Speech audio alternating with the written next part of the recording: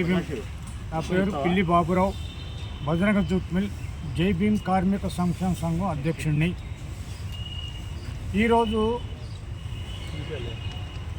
ఒక jute mill గురించి కాదు, ఈరోజు ఆలపాటి రాజేంద్ర ప్రసాద్ వారు ఈనాం భూములు 46 ఎకరాల 82 సెంట్లని భూ కబ్జా చేసి రియల్ ఎస్టేట్ వ్యాపారం చేస్తున్నాడని మేము ఇప్పుడు అభియోగం కాదు, ఇది 2004లోనే మేము అభియోగం చేశాము. అప్పుడు ధర్నాలు కూడా చేశాము. అప్పుడు మా గుడిసెలన్నీ పీకేసి రౌడీజం చేసి గందరగోళం చేసిన ఆలపాటి రాజాని మేము భరించలేక ఎక్కడో అక్కడ సర్దుకున్నాం.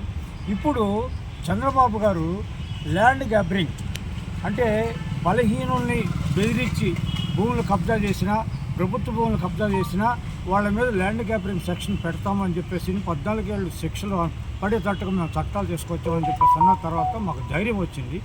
ఈ రోజున మేము దాని ఎవిడెన్స్ అన్నీ కూడా ఆర్ఎస్ఆర్, అడంగులు, 1Bలు అన్నీ కూడా మేము సబ్మిట్ చేసి జిల్లా కలెక్టర్ గారు కాదు, జిల్లా మానిటరింగ్ ఎన్నికల కోఆర్డినేటర్ గారికి మేము సబ్మిట్ చేసాం.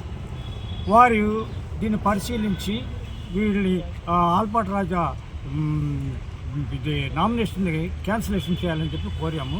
అయితే ఇది 2024లోనే 11వ నెలలోనే నేను పిటిషన్ పెట్టా.